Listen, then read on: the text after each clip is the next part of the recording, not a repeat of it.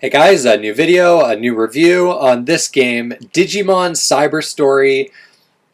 Actually, it's called Digimon Story Cyber Sleuth. I keep forgetting the name of this game, but this is a game that actually came out here mostly due to a petition. Actually, Bandai Namco decided to bring this out because a lot of the Digimon games haven't been coming to North America. They've kind of stayed in Japan.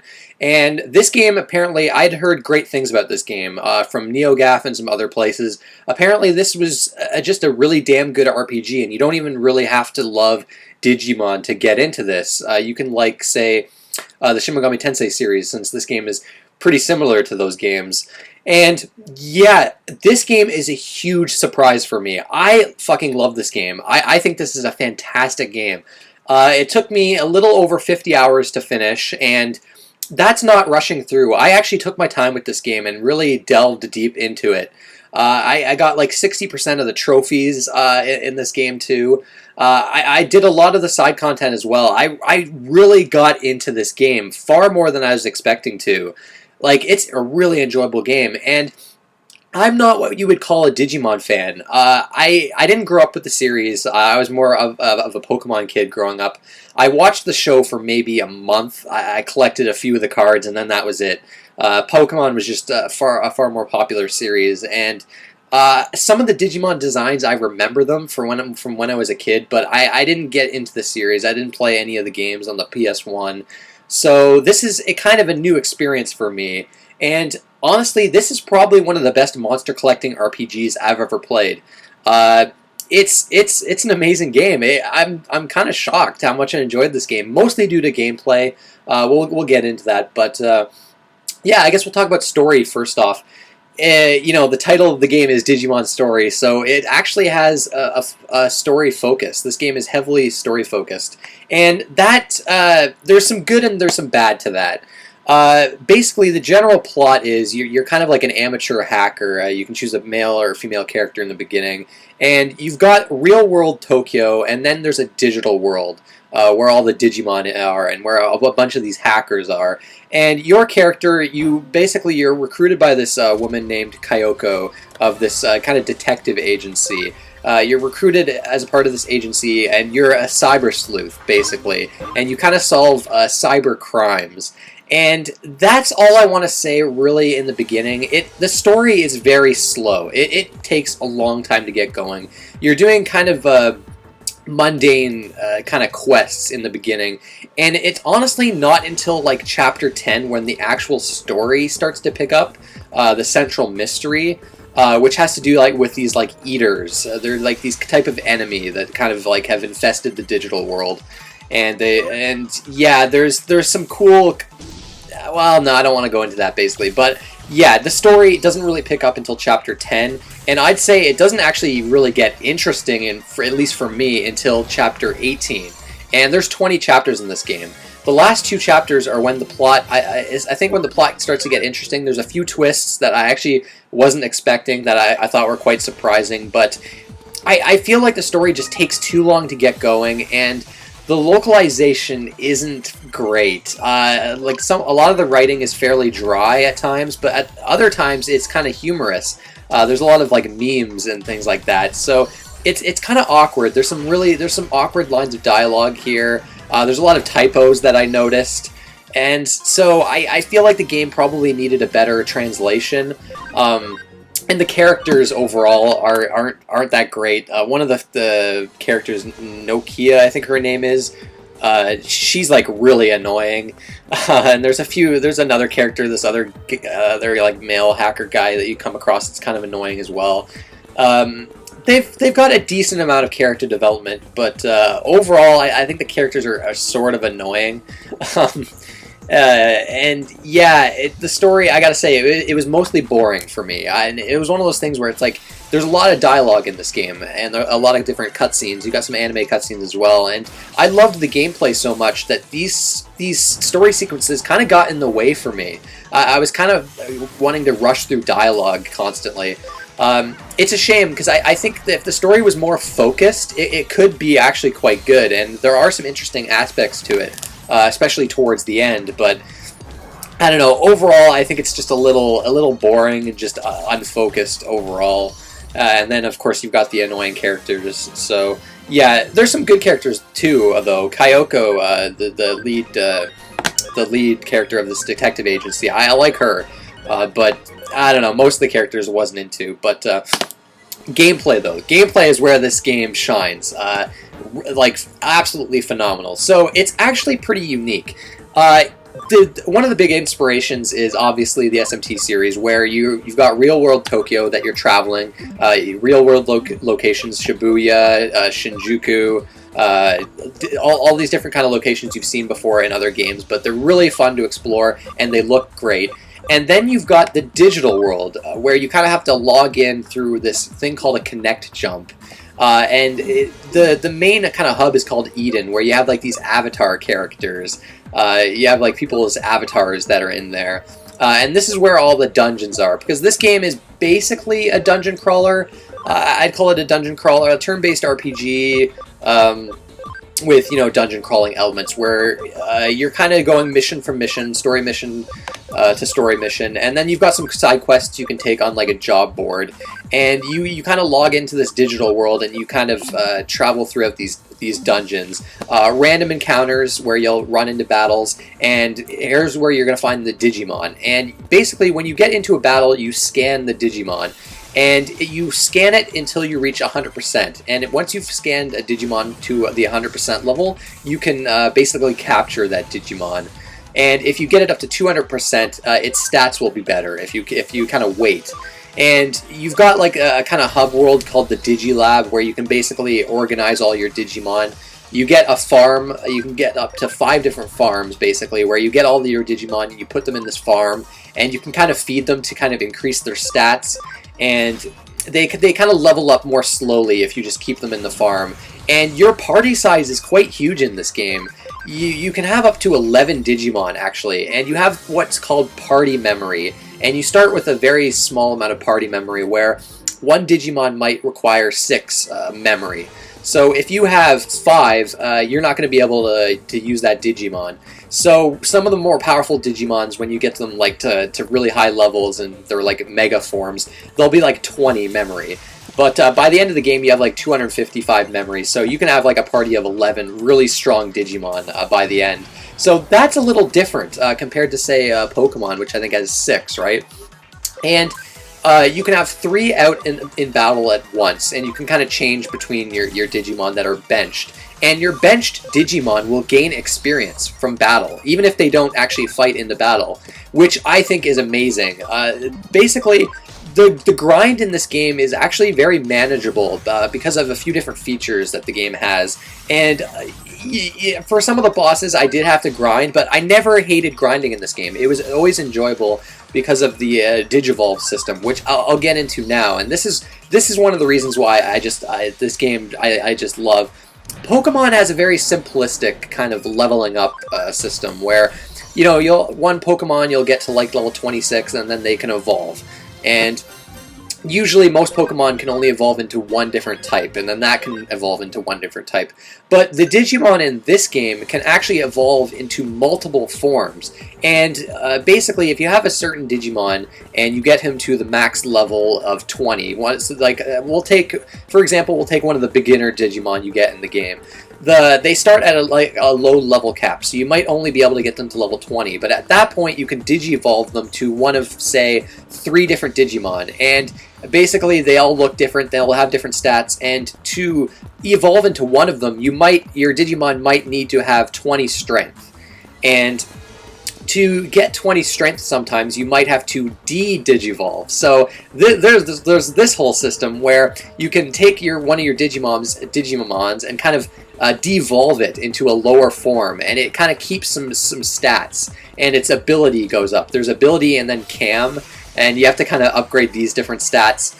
So there's this constant like flow where you're kind of evolving and then de-evolving Digimon, and to get Digimon to their mega forms, which is like the highest form a Digimon can have, you have to actually de-Digivolve because you gotta get their ability stat up, and the only way that gets raised is if you're constantly de-digivolving. But you can also get items and food items that you can kind of feed your Digimon in the farm.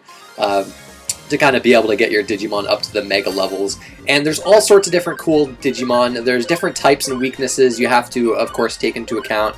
You've got like virus, data, and vaccine types, and then there's also kind of like elements to go along with those. So you really have to take into account the weaknesses and strengths of each Digimon, and that's definitely key with your battles. Which, speaking of battles, they're turn-based, they're very quick, you can do an auto battle, which I found was very helpful. And like I said before, you can kind of change in your Digimon in and out. You can use items to kind of heal your Digimon and to revive them. There's kind of like a combo system where your Digimons can kind of do combos together, and you've got kind of like a bar on the right side that shows you like the turn order, so you can see enemies' turns. And basically, it's not the most complex turn-based battle system ever, but it's enjoyable and it's fast. That's the important thing, especially when you turn a lot of the animations down.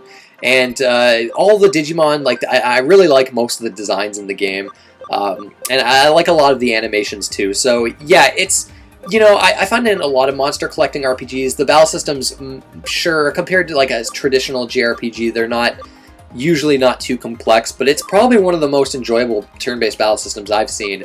And the Digimon evolving system in this game is just so addictive. It's just like I was always going into the Digilab, kind of organizing my Digimon and you know, evolving them into all these different forms and registering them in my database. And the whole farm aspect is neat too. It reminds me of like the Chow Gardens in Sonic Adventure 2. It's very similar to that. And you can upgrade your farms, of course, when you get some more. You got like farm expansion upgrades. And then you have like your Digibank, which is where all your Digimon go that aren't in farms. And that can be increased to like 225. Like there's like I think there's like near 300 Digimon in this game. So there's a lot. And it takes a lot of effort and grinding to get some of your Digimon up to like the mega forms. There's some like sort of post-game content to unlock some like ultimate versions of Digimon. But you get these abilities, like these hacking abilities in the game, where you can basically reduce the encounter rate in a dungeon, or you can increase the encounter rate, or even just immediately make an enemy encounter you by using your kind of hacking ability. And your abilities are determined by the Pokemon that you've got with you at the time. So this whole aspect of the game I like as well, and this kind of ties in with the dungeon designs, where there's like light puzzle solving elements. You might have to like copy or paste like this one like key in a dungeon, like a red key card or whatever. So you'll copy that and you can kind of paste it to a sort of like a segment point or something on the map to change it into a red. It's kind of hard to describe, but you've got like these weird puzzles like that. You know, it's nothing too complex. There's nothing too annoying. There's a few mazes. There's like a maze dungeon towards the end with a few elevators. Of course, you'll find items throughout the dungeons. But you've got like a very helpful mini-map at the top right. And the dungeons aren't too long. They start out pretty short. They get a bit longer towards the end, but they don't outstay their welcome or anything like that. And you know what? I could see some people thinking maybe they're a little bit bland. They're not, you know, they're not super complex and there's not too many puzzles. But I kind of prefer it like that. And I think they're more involved than, say, the dungeons in Persona 3 and 4, which are very simple, just a bunch of different pathways and then ways to go up the dungeons. And there's the visual style for the different dungeons is really neat too. But yeah, you're basically doing a lot of dungeon crawling. You're doing the digi evolving, and then of course you're going through the story, seeing all the story sequences. I'm trying to think. I mean, I guess there's also a lot of side quests that you can take on. They're kind of boring though. They're not great. But they'll get you some good rewards. So most of them are at least worth doing. You can battle other tamers online. I didn't try that, but there is an offline tournament that you can do. You can get like Digimon medals. They're like collectibles. You can go to medal machines to kind of pay money to get some medals out. So you got that too. It's basically the Digi evolving system and the fun, fast-paced battle system was what kept me going here. And it's a very addictive game. Once you get into it and kind of understand how everything works, man, it's hard to put down, man. Like, it really is. And there's some really cool Digimon that you can get. So yeah, gameplay, I mean, it's pretty top notch. I mean, I don't like there's almost I mean, okay, the one thing I'll say, I guess I'll talk about difficulty here. This is like the only thing that kind of bothered me a little bit. There's normal and hard mode, right? And on normal mode, which is what I played on, most of the enemies in the game, the Digimon you'll find in the dungeons, are extremely easy. You can get through most battles with no problems whatsoever. But the boss battles in this game are actually really challenging. In fact, I've gotten a game over in this game at least 20 times, I'd say, throughout the game, and all of them were due to boss battles. You'll have these random difficulty spikes with some of these boss battles, and if you don't have like the right Digimon, or your Digimons happen to be weak against the certain boss that you're fighting, you're going to get destroyed. But part of the fun for me was getting to these boss battles and really struggling and being like, okay, well, let me go to my Digi farms and look at what Digimon I have and what would be strong against this boss battle and what abilities, because of course Digimon have different abilities. I didn't really mention that. Depending on the type of Digimon they are, and they'll get new abilities when they level up. And like the higher Digivolved forms of Digimon can get up to like level 99, where the lower ones, the weaker ones, obviously cap out at 20. But yeah, you'll have to like look at what abilities your Digimon have and you see what abilities would be good against the boss. For instance, there's a boss in the game where all of your attacks do very minor amounts of damage because they have this boss has really high resistance to everything. But some Digimon have these attacks that do fixed damage, so like a fixed damage of 150. And those types of Digimon completely destroyed this boss after struggling against this boss, and then trying to go back to the Digifarm and seeing what abilities I could use to help me. So it's rewarding when you finally do kill these bosses that are quite tough. Towards the end of the game, it starts to get fairly easy because all my Digimon were like level 99 at the end because I did some grinding because, again, I was so addicted to raising these Digimon. So the final gauntlet of bosses and the final boss were a joke pretty much, but there's some optional content that I was trying to do where like you have these optional bosses that you can take on, and oh my god, were these things hard. Like I got to like the 4th boss out of I think like 7, because you had to do a lot of these optional bosses to get one of the mega forms of one of the Digimon that I wanted. And this 4th boss, I just couldn't do it. Like even with my level 99 Digimon, like I feel like I probably needed other Digimon that I didn't quite have, like that were strong against this boss. But yeah, I didn't do all the side content. I did eventually want to kind of get towards the end of the game, and eventually I did. But yeah, I mean, gameplay-wise, if you like monster collecting games or RPGs in general, or Persona even, because it reminds me of Persona a lot with, of course, the Japanese setting, and just the Digimon kind of remind me of Persona a little bit, and just the vibe the game has. And I'll talk about the visuals and music. We'll get more into that. But yeah, amazing gameplay. Definitely the game's strong suit. Visuals, it's got this nice kind of cel-shaded look to it. Now, the game is originally a Vita game in Japan, and they kind of ported it to the PS4. You can also get a Vita version on PlayAsia. It's like an Asian English copy. So some of the textures are pretty blurry and spotty, and the aspect ratio is not like a full 16:9 aspect ratio. So that's a bit of a bummer, but I really do like the overall art style the game has. It's very vibrant, very colorful. Japan, the real world Japan looks great in it, and like I said before, some really cool Digimon designs too. Some really weird ones too. There's some really like I don't know. I tweeted out one of the weird designs that I saw, but yeah, the visuals. I think it actually looks nice. For being a Vita game, basically. Obviously, yeah, some of the textures are great, but it's it looks fine. I think the art style really carries it. Basically, the kind of cel shaded look that it has. The character designs are fairly interesting. The character designer of Devil Survivor 2, I want to say, I think did the character designs for this, and some of the characters look very similar to that game. I guess one of the weird things is a lot of the female characters are very like sexualized in this game for some reason.